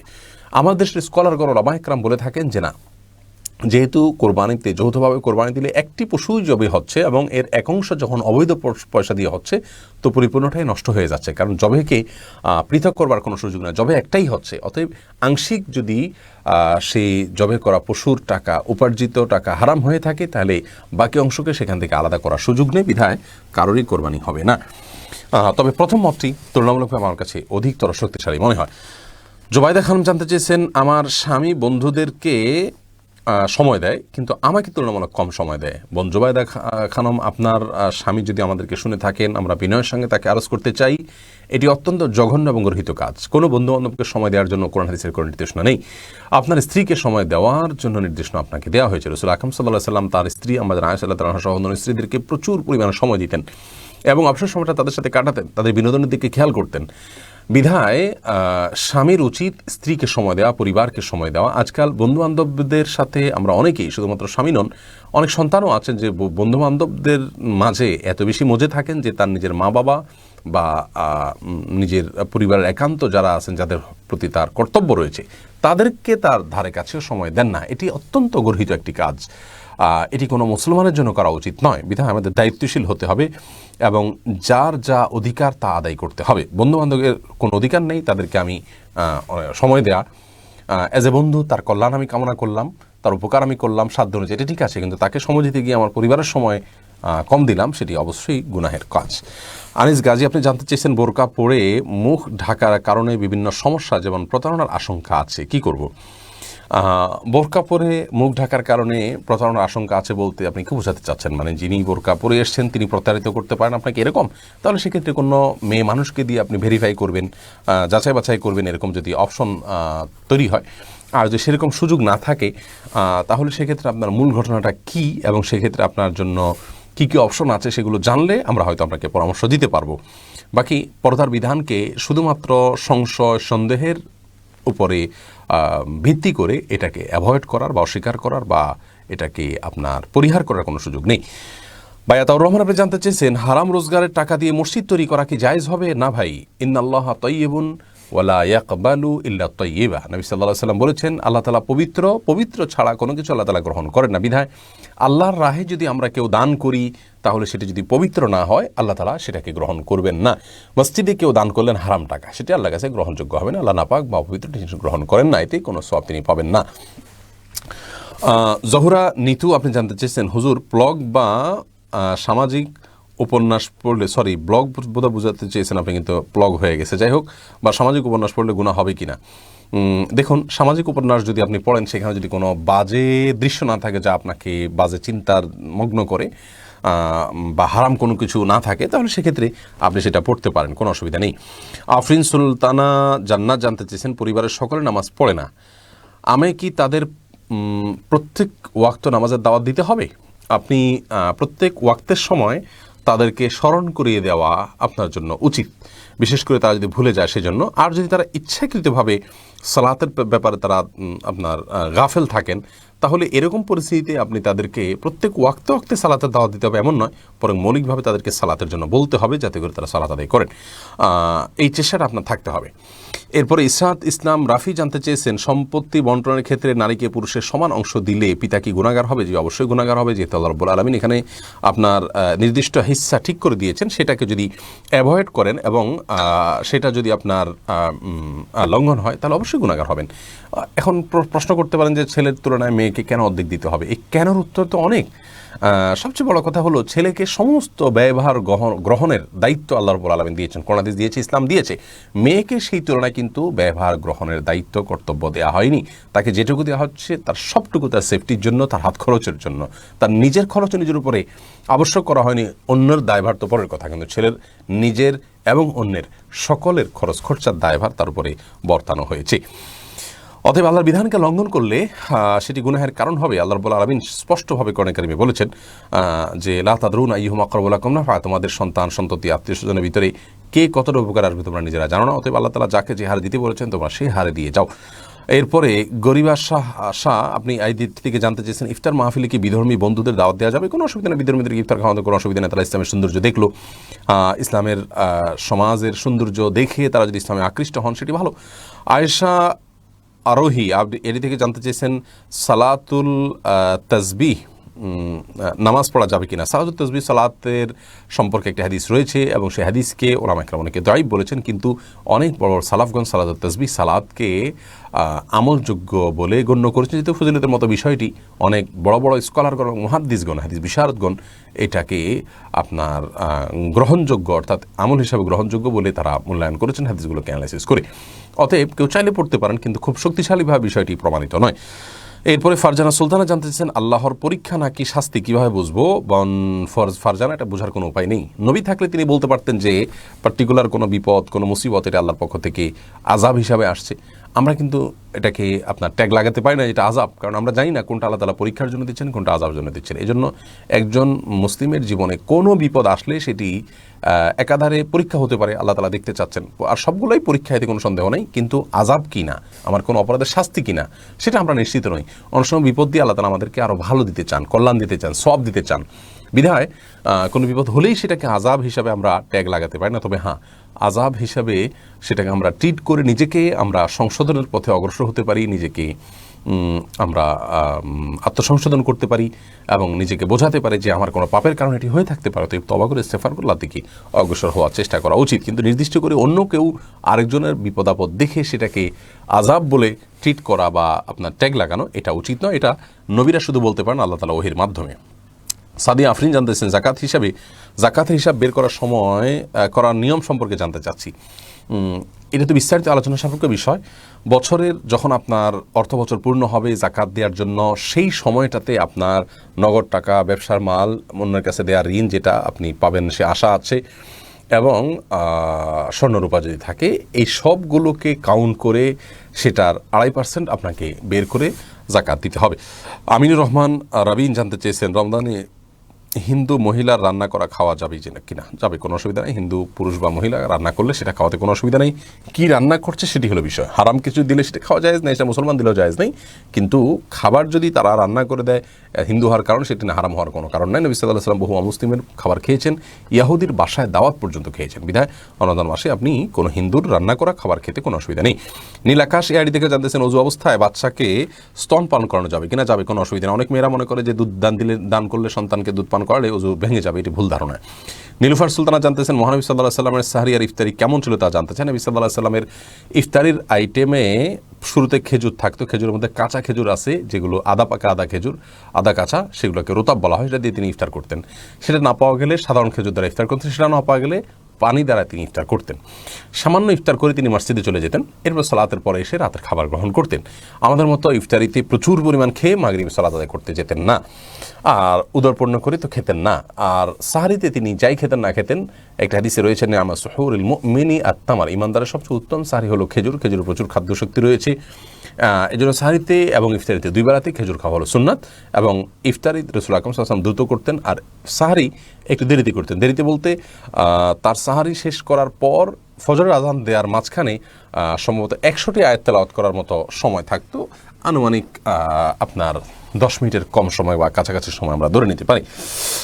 ফয়সাল হুসাইন, আপনি জানতে চাইছেন বিয়ের আগে মেয়ের সাথে কথা বলার বিধান কি? বিয়ের আগে যদি প্রস্তাব হয়ে থাকে বা তথাকথিত এঙ্গেজ হয়ে থাকে, এগুলোর উপরে ভিত্তি করে মেয়ের সঙ্গে আলাপচারিতা জুড়ে দেওয়া এবং প্রয়োজনে অপ্রয়োজনে তথাকথিত জানাশোনা তৈরি করবার উদ্দেশ্যে কথাবার্তা বলা জায়েজ নাই। একান্ত প্রয়োজনীয় কোনো কথা, তার জন্য আপনি কোনো জিনিস কিনবেন বা বিবাহের প্রস্তুতি হিসাবে তার কাছে কোনো তথ্য নেওয়া প্রয়োজন আছে, অন্য কারো কাছে নেওয়ার সুযোগ নেবে, তার কাছে নিলে বেশি সেটা অথেন্টিক হবে, সেই জায়গা থেকে তার সাথে যোগাযোগ করতে পারেন। সেটাও যথাসম্ভব নিরাপদ ওয়েতে SMS এর মাধ্যমে, মেইলের মাধ্যমে করা উচিত। আর অনেকে আজকাল এঙ্গেজ হয়ে গেলে বা বিবাহ শাদীর জন্য প্রাথমিক কথাবার্তা চূড়ান্ত হলেই স্বামী স্ত্রী হিসাবেই আলাপচারিতা জুড়ে দেন, আড্ডা জুড়ে দেন। সেটি সম্পূর্ণ নাজায়েজ, কারণ আগ্রহর আগ পর্যন্ত স্বামী স্ত্রী হিসাবে গণ্য হবে না, বিধায় সেরকমটি করা জায়েজ নাই। সাইফুল ইসলাম জানতে চেয়েছেন, আমি আমার মাকে ইচ্ছা করে কষ্ট দিতে চাই না, কিন্তু কষ্ট পান তিনি, আমার করণীয় কি? ভাই সাইফুল ইসলাম, আপনার করণীয় হলো তিনি যেন কষ্ট না পান সেই চেষ্টাটা করা। ন্যায় অন্যায় পরে আপনার আচরণ যেন কষ্ট না পান, তাকে হাসি খুশি রাখার জন্য আপনাকে চেষ্টা করতে হবে। তিনি আপনার মা, তার মাধ্যমেই আপনাকে জানাতে যেতে হবে। আর যদি আপনার সকল প্রচেষ্টা সত্ত্বেও তিনি অন্যায়ভাবে অহেতুক আপনার উপরে মনে কষ্ট পান, তাহলে সেক্ষেত্রে সেই দায়ভার আপনাকে বহন করতে হবে না, আপনার জায়গা থেকে আপনাকে সলিড থাকার চেষ্টা করতে হবে। এরপরে নীলুফার জাহান বোন, আপনি জানতে চাইছেন মায়ের সম্পত্তি ছেলে মেয়েরা কীভাবে পাবে? ঠিক বাবার সম্পত্তি যে হারে পান, মায়ের সম্পত্তি একই হারে পাবেন, কোনো বেশ কম নেই, সিস্টেম একই। ইসরাত তান্নি, আপনি জানতে চেয়েছেন আমার বাচ্চা ছোট, 2 মাস বয়স, বুকের দুধ খায়, যদি রোজা রাখতে না পারি তাহলে করণীয় কি? বোন ইসরাত, সন্তান ছোট বা দুধ পান করছে, এই অজুহাতে দুগ্ধদানকারিনী মা রোজা না রাখার স্কোপ নেই, সুযোগ নেই। এর কারণ হলো যে রোজা রাখলে সন্তান একেবারেই দুধ পাবে না, এই ঘটনা খুবই রেয়ার, প্রথম কথা হলো এটি। আর যদি হয়েও থাকে তাহলে সেক্ষেত্রে আজকের প্রেক্ষাপটে, আজকের বিশ্বের সব জায়গাতেই মায়ের দুধের বিকল্প দুধ আছে, যদিও মায়ের দুধের সমান খাদ্যশক্তি সেগুলোতে নাই, উপকারিতা নাই, কিন্তু আছে তো, ছেলে বেঁচে থাকার উপায় আছে, বিধায় আপনি সেগুলোর সহযোগিতা নিলে আপনি রোজা রাখতে পারেন। আর তৃতীয়ত, আমরা যখন রোজা না রাখি তখন দিনে রাতে, বিশেষ করে রাতের লম্বা একটা অংশ কিন্তু আমরা ঘুমিয়ে থাকি। যদি এমন হয়, আমরা অনেক সময় পরামর্শ দিই যে রাত জেগে থাকেন, আপনি কাজকর্ম করেন এবং দিনে বেশিরভাগ সময় শুয়ে থাকেন এবং সেভাবে অভ্যস্ত করেন রমজান মাসে শুধুমাত্র রোজা রাখার সুবিধার্থে, তাহলে একে তো বিকল্প দুধ আছে, সেটা সহায়তা আপনি নিতে পারেন। দ্বিতীয়ত, সন্তানের একটু অসুবিধা হবে কিন্তু সন্তান মারাও যাবে না, এরকম কোনো বড় কোনো ক্ষতিও হবে না যদি দুধ একটু কম দেন, আপনার যদি খুব বেশি কষ্ট হয়, অসুবিধা হয় রোজা রাখতে।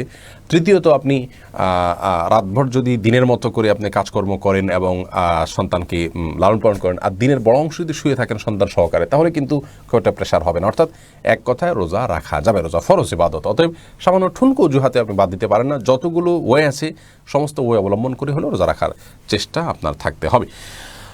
যদি আপনি সমস্ত চেষ্টা করার পরেও না হয়, আল্লাহ না করেন, তাহলে সেটা ভিন্ন বিষয়। এরপরে জালিস, আপনি জানতে চেয়েছেন আমার বন্ধু হস্তমৈথুন করে, তার বিধান কি? ভাই, আপনার বন্ধু যিনি হস্তমৈথুন করছেন তিনি হারাম কাজ করছেন। হস্তমৈথুন করা অপরাধ, জেনা করা যেরকম গুনাহের কাজ, হস্তমৈথুন করা এরকম গুনাহের কাজ। অনেক ভাই বোন এটিকে তেমন কোনো দোষণীয় মনে করছেন না। আল্লাহ রাব্বুল আলামিন যৌন চাহিদাকে চরিতার্থ করবার জন্য বা যৌন চাহিদা মেটাবার জন্য, পূরণ করবার জন্য স্বামী স্ত্রীর মিলন ছাড়া অন্য কোনো পদ্ধতি, আপনার শরিয়া পদ্ধতিতে যে আপনার রয়েছে, কি বলে এটাকে, কৃতদাসী রয়েছে, সেই কৃতদাসী স্ত্রীর মতোই অনেকখানি। শরিয়তের স্ত্রীর অনেকগুলো বিধান তার জন্য প্রযোজ্য হয় এবং স্ত্রীর মতোই আল্লাহ রাব্বুল আলামিন সেটাকে সুযোগ দিয়েছেন। অতএব সেটা নিয়ে আবার বিস্তর আলোচনা আছে, কেন দিয়েছেন এবং এটা ছাড়া বিকল্প আর কিছু আছে কিনা, আদৌ কোনো বিকল্প আসলেও নাই। যাই হোক, সেটা আরেক বিষয়। কিন্তু এই হস্তমৈথুনের মাধ্যমে বা অন্য কোনো উপায়ে আপনার নিজের যৌন চাহিদা মেটানোটা জায়েজ নাই, গুনাহের কথা, বিধায় এটি থেকে বেঁচে থাকার চেষ্টা করতে হবে। মোহাম্মদ তামিন জানতে চেয়েছেন ঘরের ভেতর টয়লেট থাকলে ইবাদত কবুল হবে কিনা? কোনো অসুবিধা নেই, ঘরের ভেতর টয়লেট থাকলে ইবাদত কবুল হবে না, কারণ টয়লেটে যদি আলাদা আপনার ট্যাঙ্কি থাকে সেখানে চলে যায়, ঘরের ভিতরে তো আর নাপাক থাকছে না, তার দুর্গন্ধ ছড়াচ্ছে না ঘরের ভিতরে, তাহলে কোনো অসুবিধা নেই। সাইদ মোহাম্মদ ওয়াসিফুল্লাহ জানতে চেয়েছেন যারা ছেলে মেয়ে উভয়ের টি শার্ট এবং জিন্স বিক্রয় করে, তাদের ব্যবসার টাকা লাগানো যাবে কিনা। ছেলে মেয়েদের আপনার জিন্স এবং টি শার্ট বিক্রি করা তো আসলে মৌলিকভাবে হারাম কাজ নয়। যারা এটা কিনছেন তারা এটা কিনে যদি বাসা বাড়িতে ব্যবহার করেন, পর্দার সাথে ব্যবহার করেন, যেমন মিডল ইস্টে দেখা যায় যে মেয়েরা এগুলো পরেন কিন্তু বাইরে পরপুরুষের সামনে এগুলো পরে চলে যান না, বরং উপরে বোরকা পরে যান, বাসা বাড়িতে তারা নিজেরা পড়েন। তো এরকম পড়লে তো জায়েজ আছে। বিশেষ করে যেখানে আপনার হালাল উপার্জনের পথ চরম সংকীর্ণ এবং যেদিকে যাই আমরা বহুমুখী বাধা আছে, সেখানে আপনার কোনো রকম হালালের স্কোপ থাকলে সেটাকে আমরা হালাল বলা ছাড়া কোনো উপায় নেই। অতএব জিন্স টি শার্ট এটা কীভাবে ব্যবহার করছেন নারী পুরুষ সেটার উপর ভ্যারি করে, বিধায় এটা কেনাবেচা করলেই হারাম হয়ে যাবে, ব্যাপারটা কিন্তু সেরকম নয়। সাকিব শিকদার জানতেছেন প্লেট ভাঁজ করে আপনি কি যে লিখেছেন ভাঁজ করে নামাজ পড়ার বিধান কি? কি ভাঁজ করার কথা বলেছেন আমি ঠিক বুঝতে পারিনি। যাই হোক, যদি আপনার কাপড় চোপড় ভাঁজ করার কথা আপনি বলে থাকেন তাহলে কাপড় চোপড় ভাঁজ করে সালাত আদায় করা মাকরুহ, এটা অনুত্তম কাজ। আচ্ছা, এরপরে এমডি মাশফিক আপনি জানতে চেয়েছেন আমি জীবনে অনেক গুনাহ করেছি, এখনও কি আল্লাহ আমাকে ক্ষমা করবেন?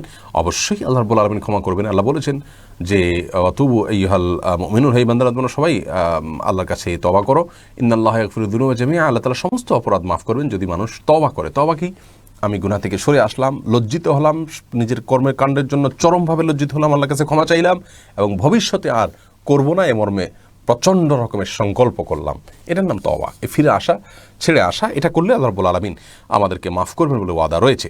বিধায় আপনি নিরাশ হবেন না, আল্লাহ তাআলা সমস্ত অপরাধী মাফ করবেন যদি আপনি তওবা করার মতো করেন। ফাতেমা পারভীন আপনি জানতে চেয়েছেন সূরা মুলক কি শুধু রাতের বেলা পড়তে হয় নাকি দিনের বেলাও পড়া যায়? দিনের বেলা পড়াতে কোনো অসুবিধা নেই, কিন্তু সূরা মুলক পড়ার যে ফজিলত রয়েছে, কবর আযাব আল্লাহ তাআলা মাফ করেন, কবরের পরীক্ষাকে আল্লাহ তাআলা পরীক্ষা থেকে তাকে মুক্ত করেন, সেটি হলো সূরা মুলক পাঠ করার বিষয়ে। সেটি কিন্তু রাতের বেলায় শোয়ার আগে বা রাতের বেলা পড়ার ব্যাপারে রয়েছে। অতএব সেই ফজিলতটা দিনের বেলা পড়লে পাবেন না, কিন্তু এমনিতে আপনি সূরা মুলকের যে ভালো দিকগুলো রয়েছে, শিক্ষাগুলো রয়েছে, সেগুলো জানার জন্য বা সওয়াবের জন্য যে কোনো সময় আপনি পড়তে পারেন। কিন্তু ওই নির্দিষ্ট উপকারিতা পেতে হলে, কবর আযাব মাফের উপকারিতা পেতে হলে আপনাকে রাতে পড়তে হবে। এরপরে জাসমিন মানিক আপনি জানতে চেয়েছেন জাকাতের টাকা কি রমজান আগে দেওয়া যাবে? যাবে। আপনার জাকাত যখন ফরজ হয়েছে, প্রত্যেকের অর্থবছর ভিন্ন। আমি ধরুন রমজানের 15 দিন আগেই জাকাত দেওয়ার মতো সম্পদের মালিক হয়েছি, তাহলে 1 বছর পরে যদি সেটা আমার কাছে থাকে, স্টে করে, তাহলে সেক্ষেত্রে পরবর্তী বছর রমজানের 15 দিন আগে আমাকে জাকাত দিতে হবে। জাকাত রমজানে দিতে হবে এমন কোনো বাধ্যবাধকতা নেই। আমরা অনেকে মনে করি যে জাকাত রমজানে দিতে হয়। জাকাত আপনি যে কোনো সময় দিতে পারেন, যখন জাকাত ফরজ হবে। যে কোনো সময় বলতে যখন আপনার জাকাত ফরজ হবে বা বছর পূর্ণ হবে তখন আপনি জাকাত দিবেন। আপনি চাইলে 15 দিন বা 20 দিন বিলম্ব করে রমজানেও দিতে পারেন বা তার আগেও দিতে পারেন, কোনো অসুবিধা নেই, কিন্তু যখন ওয়াক্ত হবে তখনই দিয়ে দেওয়া উচিত, বিলম্ব না করে। যদি রমজান দিবেন বলে অপেক্ষা করেন বা গরিবের তখন দিলে বেশি উপকার হয় মনে হয়, তাহলে আপনি সেটাকে রাখেন এবং হিসেব আলাদা করে রাখেন, নিজের পরিবার লোকদেরকে জানিয়ে রাখেন এটা জাকাতের টাকা, আমি অমুক সময় দেওয়ার নিয়ত করেছি, মৃত্যু হয়ে গেলে তোমরা দিয়ে দিও। অতএব এভাবে আপনি রেখে পরেও দিতে পারেন, কিন্তু রমজানে দিতে হবে এমন কোনো বাধ্যবাধকতা নেই। মামুনুর রশিদ জানতে চেয়েছেন ইসলামে রাশি বলতে কিছু আছে কি না, যেমন সিংহ রাশি, তুলা রাশি ইত্যাদি। ভাই মামুন, রাশি বলতে কোনো কিছু ইসলামে নেই। আল্লাহ রাব্বুল আলামিন মানুষের ভাগ্যে যা লিখেছেন, মানুষের কি হবে না হবে, কি উপার্জন করবে না করবে, আল্লাহ তাআলা জানতেন, সেটা আল্লাহ তাআলা লিখে রেখেছেন, বিধায় সেই অনুযায়ী সব কিছু হবে। এখন এই সমস্ত রাশি, আপনার তুলা রাশি, ইয়াদ রাশি, এটা হলে এটা হবে, এটা হলে এটা হবে, এরকম কোনো ধারণা কোরআন হাদিস আমাদেরকে দেয়নি। এটি বিশ্বাস করা ঈমানের সাথে সঙ্গতিপূর্ণ নয়, সাংঘর্ষিক বিষয়। এরপরে সামায়রা জান্নাত আপনি জানতে চেয়েছেন নির্দিষ্ট সময় আকিকা দিয়ে মাংস রেখে দিয়ে পরবর্তীতে অনুষ্ঠান করলে জায়েজ হবে কিনা? হবে, কোনো অসুবিধা নেই। আকিকা 7ম, 14তম বা 21তম দিনে রাখা দেওয়া উত্তম বাচ্চা জন্মের। অতএব সেদিনে আকিকা করে অনুষ্ঠান করবার জন্য আপনি গোশত রেখে পর অনুষ্ঠান করলেন, কোনো অসুবিধা নেই। অনুষ্ঠানটা মুখ্য না মুখ্য হলে ওই দিনে পশু জবাই করাটা। এমডি শফিউদ্দিন সাহেব জানতে চেয়েছেন আমার আম্মা খুব অসুস্থ, রোজা রাখা সম্ভব নয়, করণীয় কি জানাবেন? ভাই সাহেব, আপনার মাকে আল্লাহ তাআলা সুস্থ করুন, আমরা দোয়া করি। যদি তিনি রোজা রাখার মতো সামর্থ্য না রাখেন এবং তিনি সুস্থ হওয়ার সম্ভাবনাও নাই, অনেক সময় দেখা যায় এমন দুরারোগ্য ব্যাধি যে ব্যাধি থেকে আসলে মানুষের সুস্থ হওয়ার আশা নেই, যেমন বার্ধক্যজনিত অসুস্থতা, স্থায়ী রোগ, এরকম যদি হয় তাহলে সেক্ষেত্রে আপনি আপনার মায়ের 30টা রোজার পক্ষ থেকে 30টা ফিদিয়া দিবেন। আপনি যে ফিতরা দিয়ে থাকেন রমাদান শেষে, সেই ফিতরা বা জাকাতুল ফিতর যে পরিমাণ, সেই পরিমাণ এক একটা সিয়ামের ফিদিয়া। 30টা ফিতরা আপনি 30 জন মিসকিনকে বা একজন মিসকিনকে আপনি 30 দিনের খাবার বা ফিতরা দিয়ে দিবেন, তাতে ইনশাআল্লাহ আপনার মায়ের রোজার দায় আদায় হয়ে যাবে। কারণ আল্লাহ বলেছেন ওয়ালাল্লাযিনা ইউতিকুনাহু ফিদিয়াতুন মিসকিন, যারা সিয়াম রাখতে সমর্থ নন তাদের জন্য মিসকিনকে খাদ্য দিলেই যথেষ্ট হয়ে যাবে। এরপরে সেহরি আইডি থেকে জানতে চাইছেন, অসুস্থ অবস্থায় নামাজ কাজা হয়েছে, মারা যাওয়ার পর ওইটা কিভাবে কাফারা দিতে হবে? অসুস্থ অবস্থায় যদি আপনার নামাজ কাজা হয়ে থাকে, মারা যাওয়ার পর নামাজের কোনো কাফারা দেওয়ার কথা কোরআন এবং হাদিসে কোথাও বলা হয়নি। হানাফি মাযহাব অনুযায়ী যেহেতু সিয়ামের কাফারা রয়েছে ফিদিয়া দেওয়া, অতএব নামাজেরও একই হারে যত ওয়াক্ত নামাজ হয় ততগুলো ফিদিয়া দিবে। এটা ইমাম আবু রহমতুল্লাহ মাযহাবের ওলামা একরামের গবেষণা অনুযায়ী এটি করবে, সিয়ামের উপর তুলনা করে এটি করে থাকেন তারা। বাকি অন্য ওলামা একরাম বলেন না, সিয়ামের যেরকম কাফারের কথা হাদিসে বলা হয়েছে, সালাতের কোনো কাফারের কথা বলা হয়নি। কোরআনে আল্লাহ তাআলা সিয়ামের কাফারের কথা বলেছেন, কোরআনে সালাতের কাফারের কথা বলা হয়নি। বিধায় সালাতের কোনো বিকল্প নাই। কেউ যদি সালাত আদায় করা ছাড়া মৃত্যুবরণ করেন, গাফলতি করার কারণে না আদায় করেন, তাহলে তার পক্ষ থেকে আল্লাহর কাছে মাপ চাইতে হবে, তার পক্ষ থেকে আল্লাহর কাছে মাগফিরাত কামনা করতে হবে। আর যদি তিনি অসুস্থতাজনিত সালাত আদায় করতে না পারেন, সেন্সলেস থাকেন, তাহলে তার জন্য সালাত মাফ, সেই সালাত তাকে আদায় করতে হবে না এবং তার জন্য কাফারা দিতে হবে না। ফারহাদ বিন জাহাঙ্গীর জানতে চেয়েছেন, ডিশ লাইনের ব্যবসা হালাল কিনা? ডিশ লাইনের ব্যবসা থেকে, ডিশের সংযোগ থেকে বেশিরভাগ মানুষই হারাম কাজ করে থাকে, সেজন্য এই ব্যবসাকে অবশ্যই একজন ইমানদার অ্যাভয়েড করা উচিত, এটি করা উচিত নয়, যেহেতু বেশিরভাগ ক্ষেত্রে এটার হারাম এর ক্ষেত্রেই ব্যবহার হয়ে থাকে। যদি হালাল হারাম দুইটারই ব্যবহারের অপশন আমভাবে উন্মুক্ত থাকতো এবং আপনার সুযোগ থাকতো, তাহলে সেটি জায়েজ হতো। কিন্তু এখানে প্রায় সবাই বলতে গেলে হারামের ক্ষেত্রেই ব্যবহার করে অনেকটা সুনিশ্চিত, এই জন্য এটাকে ব্যবহার করা, এই ব্যবসা করা উচিত হবে না একজন ইমানদার মানুষের জন্য। সুলতান আহমেদ ফয়সাল জানতেছেন, চালের ব্যবসার ক্ষেত্রে যদি স্যাম্পল হিসাবে কিছু চাল নেওয়া হয় তাহলে কি গুনাহ হবে? কোনো অসুবিধা নেই, স্যাম্পল হিসাবে কিছু চাল নেওয়া যেতে পারে। যদি বিক্রেতা আপনাকে স্যাম্পল হিসাবে দিতে চান, তিনি স্বেচ্ছায় খুশি হয়ে, কোনো অসুবিধা নেই, আপনি নিতে পারেন। এরপরে এমডি মামুন তালুকদার জানতে চেয়েছেন, আমি কি আমার আপন ভাইয়ের কন্যাকে বিয়ে করতে পারবো? না, আপনার ভাইয়ের কন্যাকে আপনি বিয়ে করতে পারবেন না। এরপরে আয়েশা সুলতানা জানতে চেয়েছেন, তাহলে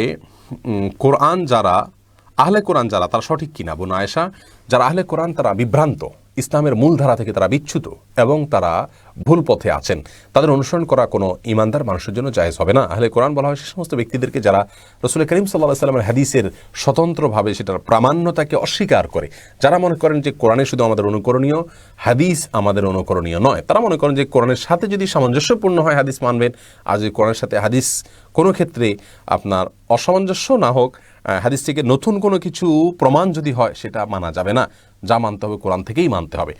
এই ধারণা ভুল। আল্লাহ রাব্বুল আলামিন তার রাসূল আকরাম সাল্লাল্লাহু আলাইহি ওয়াসাল্লামকে দুনিয়া থেকে কেন পাঠিয়েছেন? শুধুমাত্র তার প্রতি কোরআন নাযিল করেছেন এটা নয়, এর মাধ্যমে আল্লাহ তাআলা তাকে পাঠানোর মাধ্যমে তার আচার আচরণ, তার কাজকর্মের সবগুলোকে আমাদের জন্য শরীয়ত করেছেন। এই জন্য আল্লাহ তাআলা বলেছেন, মা আতাকুমুর রাসূলু ফাখুযু ওয়া মা নাহাকুম আনহু ফান্তাহু, তোমাদেরকে রাসূল যা দিয়েছেন তা গ্রহণ করো, যা নিষেধ করেছেন তা থেকে তোমরা বিরত থাকো। আল্লাহ তাআলা তো এখানে সরাসরি কোরআনের কথা বলতে পারতেন। কোরআনে আল্লাহ বলেছেন, আতিউ আল্লাহ ওয়া আতিউর রাসূল, তোমরা আল্লাহর কথা শুনে রাসূলের কথা শুনো। আলাদা করে আল্লাহ কেন বলেছেন? বোঝা গেল আমাদের কোরআন এবং হাদিস দুইটাকে অনুসরণ করতে হবে। বিধায় যারা আহলে কোরআন দাবি করেন তারা বিভ্রান্ত। ফারজানা সুলতানা আপনি জানতেছেন, সৎ মাকে মা বলে না ডেকে কখনো অসম্মান না করলে কি গুনাহ হবে? সৎ মাকে বাবার স্ত্রী হিসাবে মা ডাকা উচিত, এবং যদি আপনি অসম্মান না করেন, বাকি তাকে আপনি মা ডাকতে মনে না চায়, আপনি না ডাকেন, তাতে কোনো গুনাহ হবে, বড় কোনো অপরাধ হবে এরকম নয়। তবে আপনার বাবার স্ত্রী হিসাবে তিনি কিন্তু আপনার মা বাই ল, যার কারণে তাকে মা বলে তিনি যদি খুশি হন, বিশেষ করে আপনার বাবা যদি খুশি হন, মা ডাকতে পারেন, কোনো অসুবিধা নেই, আমাদের মনগুলোকে বড় করতে কোনো অসুবিধা নেই। শাহিনারা হক শেলি আপনি জানতে চেয়েছেন, আমি একজন ডিজাইনের জন্য মুখ ছাড়া ছবি আঁকলে গুনাহ হবে কিনা? মুখ ছাড়া যদি আপনি ছবি আঁকেন কোনো অসুবিধা নেই, অন্যান্য দেহের অন্যান্য অংশের ছবি আঁকলেন ডিজাইনের করলাম প্রয়োজনে, কোনো অসুবিধা নেই। ফারজানা তানভি আপনি জানতে চেয়েছেন, একজন স্বামী কতদিন ইচ্ছা করেই খোঁজ না নিলে, খরচ বহন না করলে সেই স্ত্রী তাকে ছেড়ে দিতে পারবেন? বোন ফারজানা, এটার জন্য কোনো দিনক্ষণ নির্ধারিত নেই। যতদিন পর্যন্ত আপনার স্বামীর জন্য তিনি সবর করতে পারেন করবেন, আর যখন তার আর সবরে কুলায় না এবং তিনি চলার মতো ব্যবস্থা তার নাই, অথবা তিনি আর ধৈর্য ধারণ করতে চান না, বা স্বামীর আপনার তার বিষয়ে আর আগ্রহী নন, এই বিষয়টি যখন মনে হবে, তখন তিনি নির্দিষ্ট নিয়ম অনুযায়ী আদালতের মাধ্যমে বিবাহ বিচ্ছেদ করতে পারেন, অথবা আপনার কাবিননামার 18 নম্বর কলাম ফিল আপ হয়ে থাকলে ভরণ পোষণ না দেওয়ার অজুহাতে নিজের প্রতি নিজে তালাক দেওয়ার অর্পিত তালাকের ক্ষমতা রাখেন স্ত্রী, সেটা প্রয়োগ করে তিনি বিচ্ছেদের উদ্যোগ নিতে পারেন, কোনো অসুবিধা নেই। এই বিষয়টি আসলে নির্ভর করবে আপনার আমাদের সামাজিক প্রেক্ষাপট এবং আমাদের কালচারের উপরে, সংস্কৃতির উপরে। এটাকে নির্দিষ্ট কোনো দিনক্ষণ ঠিক করে দেন শরীয়ত যে 3 দিন 5 দিন 7 দিন না দিলে তারপর আপনি যেতে পারেন। এম আবদুল্লাহ নোমান আপনি জানতে চেয়েছেন মরণোত্তর চক্ষু দানের ধর্মীয় কোনো বিধিনিষেধ আছে কিনা।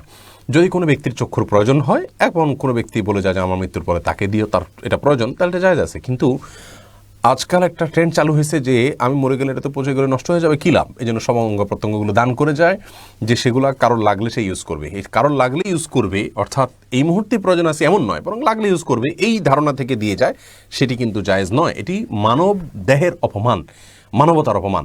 হ্যাঁ, আরেকজন মানুষের জন্য দিতে চাইলে, জীবিত লাখ লাখ মানুষ আছে, কেন আপনার মৃতদেহকে কাটাছাড়া করার জন্য আপনি আমভাবে একান্ত বাধ্য হওয়া ছাড়া আপনি এরকম করে যাবেন, এটি জায়েজ নেই। এবং আল্লাহ যারা কবরতে বিশ্বাস করে না, আলম বারজাককে বিশ্বাস করে না, আখিরাতে বিশ্বাস করে না, অনেকটা তাদের কালচার এটি।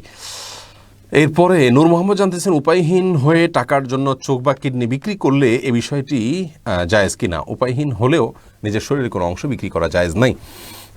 আপনি উপায়হীন হলে আপনার জন্য সেকেন্ড থার্ড অনেক অপশন শরীয়তে রয়েছে, সেগুলো আপনি করতে পারেন, কিন্তু শরীরের কোনো অংশকে বিক্রি করা আপনার জন্য জায়েজ নাই। হোসাইন রুবেল জানতেছেন ঘরে কুকুর পালন সম্পর্কে বিস্তারিত বলেন। ঘরে কুকুর যদি আপনি ঘরের সামনে কোনো কক্ষে আলাদা পালেন এবং সেটা পাহারাদারের জন্য হয়, তাহলে সেটা জায়েজ আছে, শিকারের জন্য বা পাহারাদারের জন্য। কিন্তু নিছক শখের বশত কুকুর পালন করা জায়েজ নাই। কুকুরকে আপনি সেবা করেন, আলাদা করে তাদের থাকার ঘর করেন, কিন্তু আপনার বাসা বাড়িতে রাখতে পারেন না, কারণ কোনো বাসা বাড়িতে কুকুর থাকলে সেখানে রহমতের ফেরেশতা আসে না, বুখারীর বর্ণনা রয়েছে। এরপরে স্রোতহীন নদী আইডি থেকে আপনি জানতেছেন স্বামী যদি পরকিয়া করে, স্ত্রীর কথা না শুনে, তাহলে ইসলাম অনুযায়ী স্ত্রীর করণীয় কি? দেখুন, স্বামী যদি পরকিয়া করে তাহলে সেক্ষেত্রে আপনাদের বৈবাহিক সম্পর্কে কোনো অসুবিধা হবে না। তার পাপের কারণে সে পাপিষ্ট হবে, সে অপরাধী হবে, সে গুনাহের ভাগীদার হবে। আপনাকে এর দায়ভার বহন করতে হবে না। আপনি যদি সবর করে থাকতে পারেন তাহলে সম্পূর্ণ আপনার স্বাধীনতা রয়েছে, এবং তাকে বুঝিয়ে যদি সংশোধন করার চেষ্টা আপনি করেন, অব্যাহত রাখেন, তাহলে আল্লাহর কাছে আপনি অনেক সওয়াব পাবেন। বাকি যদি আপনি তার এই আচরণে আপনি ধৈর্য ধারণ করতে না পারেন এবং আপনার অসহনীয় হয়, তাহলে অবশ্যই আপনি যথানিয়মে তার কাছ থেকে খোলা বা বিচ্ছেদ চেয়ে নিতে পারেন, সে অধিকার আপনার আছে। যদি এটা আপনার ধৈর্যের সকল বাঁধ ভেঙে যায়, সকল চেষ্টা আপনি ব্যর্থ হয়ে যান, তারপরের কথা এটি। এমডি ইমাম হাসান জানতে চেয়েছেন ভাত খাচ্ছি, এই মুহূর্তে আপনার এই লাইভ দেখতে পারবে কিনা। কোনো অসুবিধা নেই, ভাত খাওয়ার সাথে লাইভ দেখার কোনো, ভাত খাওয়ার অবস্থাতে কথা বলা যাবে না বা আপনার একান্ত প্রয়োজনীয় কাজ করা যাবে না, এরকম কোনো কথা নেই। আবার আপনার স্বাভাবিক খাবারের যে প্রক্রিয়াটা, এটা যদি বাধাগ্রস্ত না হয়, কোনো ক্ষতিকর কোনো কিছু না হয়, আপনি অন্য কাজ সাথে করতে পারেন, কোনো অসুবিধা নেই, কোনো কোথাও নিষেধাজ্ঞা আসে নাই। নুসাইবা তাসনিম জানতে চেয়েছেন পিরিয়ডের সময় মোবাইল অ্যাপ থেকে কোরআন তাফসির পড়া যাবে কিনা। তাফসির পড়তে পারেন, কোনো অসুবিধা নেই, তবে কোরআনে কারীমের তিলাওয়াত করা নিয়ে মত পার্থক্য আছে। সৌদি আরবের বিন বাজ রাহিমাহুল্লাহ অনেকে জায়েজ বলেছেন তিলাওয়াত করাকে, জমহুর বা বেশিরভাগ উলামায়ে কেরাম নাজায়েজ বলেছেন। পিরিয়ড অবস্থায় কোরআন তিলাওয়াত করাকে শোনা অসুবিধা নেই, এবং তাফসির পাঠ করতেও কোনো অসুবিধা নেই, ব্যাখ্যা পাঠ করতে অসুবিধা নেই। আফসানা আফরিন উর্মি জানতে চেয়েছেন সিভি বানাতে মুখ খোলা রাখতে হয়, এটা কি জায়েজ আছে কিনা। না, সিভির জন্য মুখ খোলা রাখতে হবে কোনো জরুরি না, ছবি ছাড়া সিভি যেখানে দেওয়া যায় সেখানে সেটাই করা উচিত। আর যদি কোথাও বাধ্য হয় আপনার দেওয়ার জন্য সিভিতে, সেখানে আপনার চেহারাটা প্রদর্শনটা মুখ্য হয়ে থাকে, ছবি দেখাতে হয়, তাহলে সেটা যদি আপনার নিরুপায় হয়, এটা ছাড়া আপনার কোনো বিকল্প পথ খোলা না থাকে, তাহলে সেই ক্ষেত্রে আপনার জন্য এটি অবশ্যই জায়েজ আছে। জান্নাতুল আখি জানতেছেন বিয়ের পরে কোনো ছেলের বন্ধুর সাথে কথা বলা যাবে কি না। বিয়ের পরে এবং আগে সর্বাবস্থায় একজন মেয়ে মানুষ কোনো ছেলে বন্ধুর সাথে একান্ত বাধ্য না হলে কথা বলবেন না। যেটাকে অপ্রয়োজনীয় আলাপ বলে, খাজুরি আলাপ বলতে পারি আমরা, কেমন আছেন, কেমন আছো, হাই হ্যালো, এগুলো মানুষকে বাজে দিকে নিয়ে যায়, এটাই হলো বাস্তবতা। বিধায় একান্ত প্রয়োজন না হলে গায়ে মাহরাম কোনো পুরুষ তথাগত ছেলে বন্ধুর সাথে কথা বলা উচিত নয়, এটি মানুষকে গুনার দিকে নিয়ে যায়। এরপরে তালহা তুহিন আপনি জানতে চাইছেন শুয়ে বাচ্চাকে পানের সময় মোবাইলে কোরআন পড়া যাবে কিনা। যাবে, কোনো অসুবিধা নেই, এতে কোরআনের অসম্মান হবে না। বিশেষ করে সময়টাকে তিনি কাজে লাগাতে চাচ্ছেন, অসম্মানটা অনেক সময় বেশিরভাগ ক্ষেত্রে উদ্দেশ্যের উপর নির্ভর করে। তিনি যদি কোরআনকে অসম্মান করার উদ্দেশ্যে তো আর শুয়ে পড়ছেন না, বরং সময়টা কাজে লাগাতে চাচ্ছেন, কোনো অসুবিধা নেই, শুয়ে কোরআন তেলাওয়াত করার বিষয়টি প্রমাণিত রয়েছে। এরপরে ফারিয়া জাহান পুরি জানতেছেন ভাঙতি রোজা পরে রাখলে আগে 6 রোজা রাখতে পারবে কি না। ভাঙতি রোজা আগে রাখা উচিত, তারপরে 6 রোজা রাখা উচিত, কারণ হাদিসে রমজান রোজা রাখার পরে 6 রোজা রাখার কথা বলা হয়েছে। এরপরে জুয়েল তালুকদার জানতে চেয়েছেন আমি খারাপ স্বপ্নে দেখি, এখন কি করা যায়। খারাপ স্বপ্ন দেখলে তার করণীয় কি, এই বিষয়ে আমাদের একটা ভিডিও রয়েছে সুন্নাহ ফাউন্ডেশন ইউটিউব চ্যানেলে এবং আমাদের ফেসবুক পেজে, সেটা আপনি দেখতে পারেন। বাম দিকে 3 বার থুতু ফেলবেন, দাঁড়িয়ে সম্ভব হলে বেশি আপনার ঘুম ভেঙে গেলে আপনি 2 রাকাত সালাত আদায় করবেন, আমানতু বিল্লাহি ওয়া রাসূলিহি পড়বেন এবং আপনার কাঁধকে পরিবর্তন করে শোবেন, এবং খারাপ স্বপ্ন মানুষকে বলে বেড়াবেন না। 3 বার থুতু ফেলবেন, দাঁড়িয়ে সম্ভব হলে বেশি ঘুম ভেঙে গেলে আপনি 2 রাকাত সালাত আদায় করবেন, আমানতু বিল্লাহি ওয়া রাসূলিহি পড়বেন এবং আপনার কাঁধকে পরিবর্তন করে শোবেন। নাইমুল হাসান জানতে চাচ্ছেন বাথরুমের কোনো পর্দা বা দেয়াল না থাকায় বিসমিল্লাহ বলে উজু করা যাবে কিনা। যদি পর্দা বা দেয়াল না থাকে এবং কমোডের পাশেই আপনি টেপ থাকে, সেখানে আপনি উজু করবেন না, বিসমিল্লাহ বলে উজু করবেন। বিসমিল্লাহ বলা তো ফরজ ওয়াজিব নয়, অতএব বিসমিল্লাহ ছাড়া উজু করবেন।